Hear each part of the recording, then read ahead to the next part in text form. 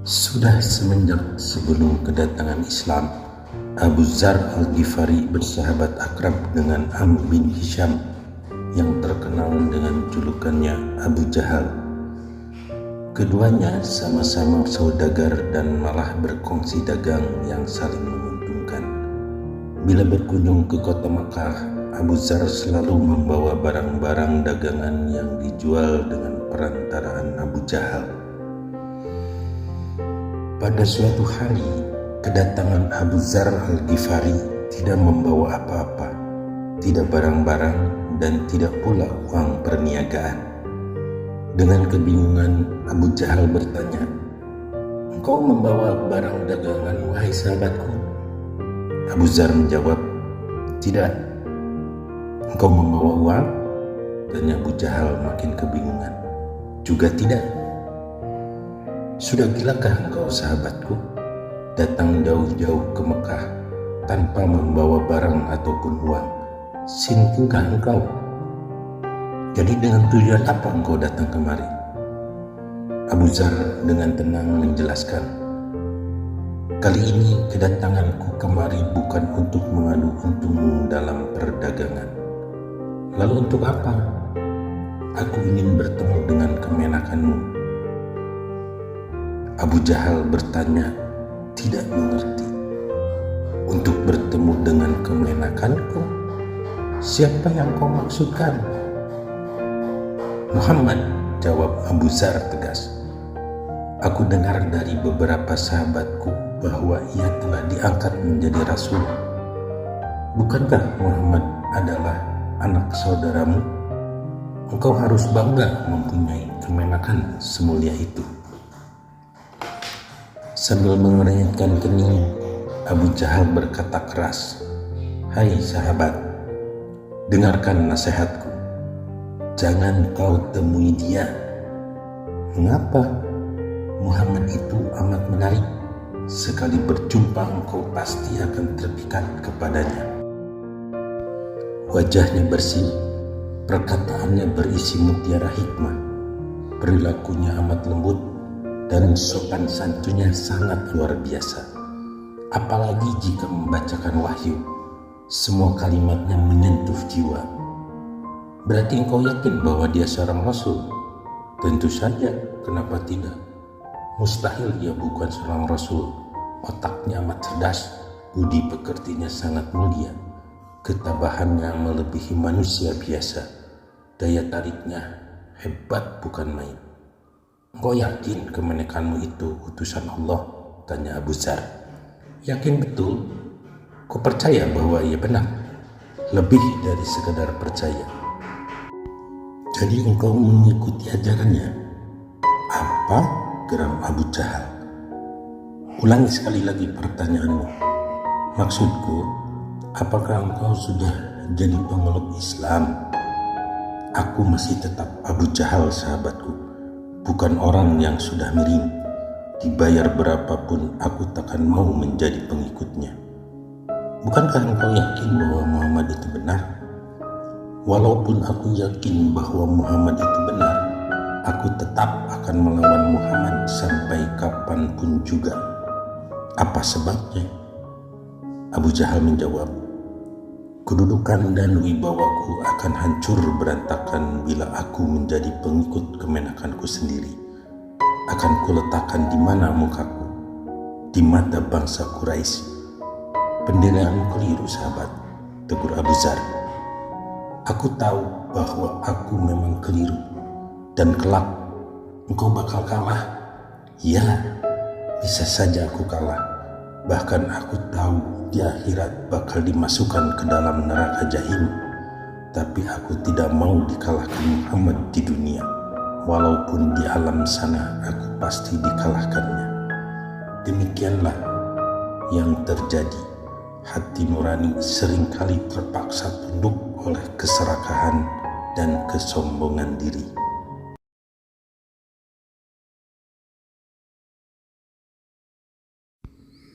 Sultan yang ahli ibadah itu ingin tahu seluk-beluk perjalanan takdir. Apakah betul orang tidak dapat menolak ketentuan nasib? Kiai Mangir, salah satu penasehatnya, berkata, "Tuanku, marilah kita lihat bagaimana peruntungan tukang rumput yang selalu menyediakan makanan bagi kuda-kuda tuanku." "Maksudmu?" tanya Sultan. "Perintahkanlah tukang rumput itu menghadap." Lalu, sementara ia berada di istana, bambu pikulan rumputnya supaya diambil sembunyi-sembunyi dan diisikan ke dalamnya permata yang mahal-mahal. Lantas dikembalikan ke tempat semula, jawab Kiai Mangir. Setelah itu, berikanlah hadiah kepadanya sebuah semangka yang dibelah dua dan ditangkupkan lagi. Disisipkan ke dalam semangka itu sejumlah berlian berharga. Kemudian kita lihat apakah ia akan menjadi kaya ataukah tetap melarat. Sultan menjawab lugas, "Pasti ia bakal menjadi hartawan." "Belum tentu," sanggah Kiai Mangir. Lantaran ingin membuktikan ucapan penasehatnya, Sultan memenuhi anjuran Kiai Mangir. Diam-diam, salah seorang punggawanya diperintahkan mengisi permata ke dalam bambu pikulan tukang rumput itu. Dan pada waktu itu pula si tukang rumput dipanggil menghadap Sultan. Kepada tukang rumput tersebut Sultan bertitah, "Karena Bapak sudah bertahun-tahun mengabdi kepadaku, maka hari ini aku berkenan memberikan hadiah." Dengan hati berdebar-debar, tukang rumput menunggu. Apa gerangan hadiah yang bakal diberikan oleh Sultan? Dan alangkah kecewa hatinya setelah tahu bahwa hadiahnya hanyalah sebuah semangka. Ia tidak tahu bahwa isi semangka itu sudah ditukar dengan sejumlah berlian yang mahal. Tukang rumput itu keluar dari istana sambil mengomel, "Dasar Sultan kikir, mengabdi bertahun-tahun cuma diberi hadiah semangka. Dibawa berat-berat, orang tuaku tidak bakal gembira. Berapa sih harga semangka? Paling mahal hanya 1 gobang."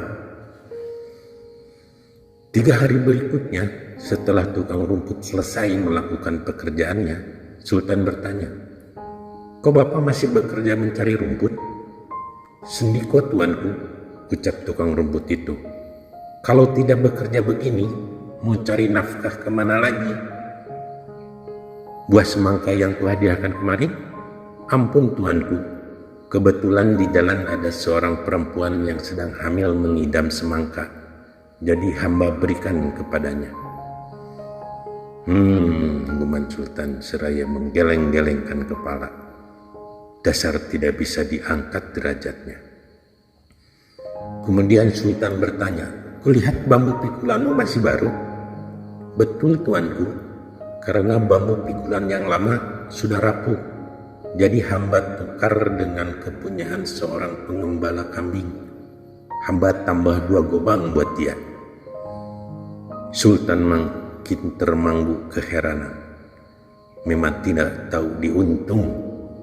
Sebelum diizinkan pulang, tukang rumput itu diberi tugas untuk mengantarkan surat kepada seorang kepala kampung di sebuah desa terpencil yang terletak pada lereng gunung. Ongkosnya hanya diberi 4 gobang. Yang jelas tidak sebanding dengan tenaga yang diperlukan untuk menempuh perjalanan ke sana. Maka sambil melangkah gontai, ia berkeluh kesah sepanjang jalan. Kemurungan itu diperhatikan oleh seorang pengemis yang berjalan terpincang-pincang. "Maaf di sana, kelihatannya sedang bersedih hati." Tukang rumput itu berhenti dan menjawab, "Bagaimana tidak menongkol? Masa Sultan menyuruh saya mengantarkan surat untuk kepala desa Siraja hanya diberi ongkos 5 gobang?" "Kebetulan di sana," ucap si pengemis. "Saya bermaksud mau ke desa Siraja. Ada sesuatu keperluan penting." Alangkah gembiranya hati tukang rumput itu. Ia memberikan surat Sultan kepada si pengemis, sekalian ongkosnya supaya disampaikan kepada kepala desa Siraja. 3 hari kemudian, saat giliran tukang rumput itu memberi makan kuda-kuda Sultan, Ia dipanggil menghadap ke balairung istana. Di tempat itu ia tidak sendirian. Di hadapan Sultan ada pengembala kambing, perempuan hamil, dan si pengemis pincang yang ganjilnya berdampingan dengan seorang gadis yang amat cantik. Sultan lalu bertitah, "Apa keperluanmu, pengembala?" Anak itu menjawab, "Saya menukarkan bambu pikulan saya dengan milik tukang rumput itu untuk mendapatkan uang 2 gobang. Ternyata di dalamnya berisi permata yang mahal-mahal. Orang tua saya berpendapat pasti permata-permata itu berasal dari istana. Apakah betul, tuanku?" Sultan mengangguk, "Betul, permata-permata itu pemberianku untuk yang memiliki bambu pikulan itu. Karena bambu pikulan tersebut sekarang menjadi kepunyaanmu, maka permata-permata itu juga menjadi milikmu." Si tukang rumput tersentak. Ia kecewa dan menyesal, apalagi pada waktu si perempuan hamil memperoleh sejumlah berlian yang dimasukkan ke dalam semangka dan tadinya merupakan hadiah baginya, tetapi kemudian diberikan kepada perempuan hamil tersebut karena ia malas membawa pulang semangka yang harganya tak seberapa itu. Lebih-lebih pada waktu si pengemis yang kini berpakaian mewah itu mengadu, "Tuanku, karena saya kebetulan ada keperluan ke desa Siraja, jadi tukang rumput itu menitipkan surat tuanku untuk disampaikan kepada Ki Lurah. Ternyata isi surat itu memerintahkan kepala desa untuk menikahkan anaknya yang tercantik dengan saya dan menyerahkan 10 bau sawah kepada saya. Apakah betul demikian, tuanku? Dan inilah istri saya, anak Pak Lurah." Sultan membenarkan, "Iya betul, aku memerintahkan kepada Ki Lurah untuk mengambil pembawa surat itu sebagai menantu dan memberikan 10 bau sawah kepadanya. Karena yang menyampaikan surat itu bukan tukang rumput, maka engkaulah yang berhak menerima keberuntungan itu." Tukang rumput tersebut menunduk lantaran ia merasa bersalah dan juga menyesal. Akhirnya ia mengangkat muka lalu berkata, "Ampun tuanku, perintahkanlah hamba sekali lagi, pasti hamba tidak akan melanggarnya." Sultan lantas menulis surat ditujukan kepada Bupati Tanah Pesisir. "Nah, sampaikan suratku ini kepada Bupati Tanah Pesisir." Sungguh gembira betul hati si tukang rumput. Kali ini walaupun tidak diberi ongkos, ia tidak mengomel-ngomel lagi. Ia menyangka bakal memperoleh istri yang lebih cantik dan kekayaan yang lebih melimpah. Kalau surat kepala lurah saja begitu, apalagi kepada bupati. Namun alangkah pucat mukanya. Ternyata surat itu berbunyi, "Tangkap dan penjarakanlah pembawa surat ini. Ia telah melanggar titahku sampai 3 kali. Maka oleh bupati, tukang rumput itu ditangkap dan diganjar hukuman penjara selama 3 tahun.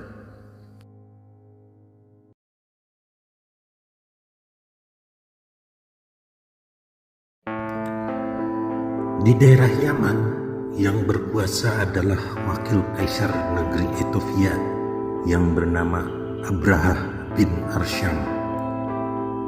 Ia seorang panglima gagah berani dan berniat melakukan ekspansi menaklukkan negeri Hijaz untuk meruntuhkan Ka'bah. Ia tidak rela melihat Mekah menjadi pusat kunjungan orang-orang yang hendak melakukan ibadah. Ia ingin memindahkan kiblat manusia ke San'a, ibu kota Yaman. Untuk maksud itu, ia mendirikan gereja raksasa yang disebut Quraisy. Ke gereja inilah diharapkannya umat manusia melakukan kunjungan ritual, sehingga San'a dapat menjadi pusat keramaian dan perniagaan. Dengan mengerahkan ribuan pasukan kavaleri yang terutama berkenaan kendaraan gajah, dilengkapi pasukan infanteri sejumlah 60.000 personil. Abraha berangkat menuju ke Mekah. Ia yakin bakal dapat menghancurkan Ka'bah hingga rata dengan tanah. Sepanjang perjalanan ia mendapat perlawanan hebat dari penduduk tanah Hijaz, kecuali masyarakat Taif yang mengeluh-elukan kedatangannya dengan penghormatan besar-besaran. Sebelum memasuki pintu gerbang Mekah, Abraha memerintahkan tentaranya untuk berkemah di luar kota. Mereka memanfaatkannya untuk melepaskan lelah sambil memantau dan memata-matai situasi pertahanan negeri Mekah. Guna mencukupi persediaan makanan bagi tentaranya, Abraha merampas binatang-binatang ternak milik rakyat. Di antaranya 400 ekor unta kepunyaan Abdul Muthalib, kakek Nabi Muhammad, yang kedudukannya waktu itu selaku penjaga dan pengelola Ka'bah. Lantas Abraha mengutus salah satu tangan kanannya sebagai kurir kepada Abdul Muthalib guna menyampaikan tantangan berperang agar penduduk Mekah segera menyiapkan angkatan tentaranya buat menghadapi serbuan dahsyat pasukan Abraha. Abdul Muthalib tidak menggubris tantangan perang itu. Ia malah memerintahkan seluruh rakyat Mekah supaya mengungsi ke daerah yang aman. Kemudian ia berangkat sendirian menemui Panglima Abraha yang kejam dan sombong itu. Abraha adalah ahli politik dan perang yang menghormati tata cara diplomatik. Ia menyambut kehadiran Abdul Muthalib dengan penuh kehormatan buat menghargai kedudukan Abdul Muthalib selaku kepala suku. Dengan ramah ia bertanya kepada Abdul Muthalib, "Dengan tujuan apa Tuan datang menemui saya?" Abdul Muthalib langsung menjawab sama ramahnya, "Saya berkunjung kemari untuk meminta kepada Tuhan agar mau menyerahkan kembali 400 ekor unta saya yang Tuhan rampas." Abraha tertawa gelak-gelak. Sambil mengejek ia menegur, "Ka'bah sedang berada dalam ancaman saya, dan Tuhan datang kemari justru untuk meminta dikembalikan 400 ekor unta kepunyaan Tuhan. Sungguh Tuhan mementingkan diri sendiri." "Tidak," bantah Abdul Muthalib. "Sama sekali saya tidak mementingkan diri sendiri. Saya hanya mau minta Tuhan serahkan kepunyaan saya, sebab ke-400 ekor unta itulah milik saya." "Padahal Ka'bah berada di tepi kehancuran," potong Abraha. "Mengapa Tuhan tidak meminta saya mengurungkan niat hendak meruntuhkan Ka'bah?" Abdul Muthalib tersenyum. Ia menjawab, "Ka'bah adalah milik Allah, dan Allah sanggup memelihara kepunyaannya. Saya tidak meminta Tuhan membatalkan serangan ke Ka'bah, karena saya yakin Allah sendiri yang akan melindunginya." Sesudah Abdul Muthalib meninggalkan tempat itu, tentara Abraha tiba-tiba diserang oleh burung-burung gaib dari langit yang melontarkan gumpalan-gumpalan iman ke arah mereka. Maka tewaslah seluruh tentara Abraha, termasuk panglimanya. Burung-burung gaib itulah yang dinamakan Ababil, sang pembasmi angkara murka.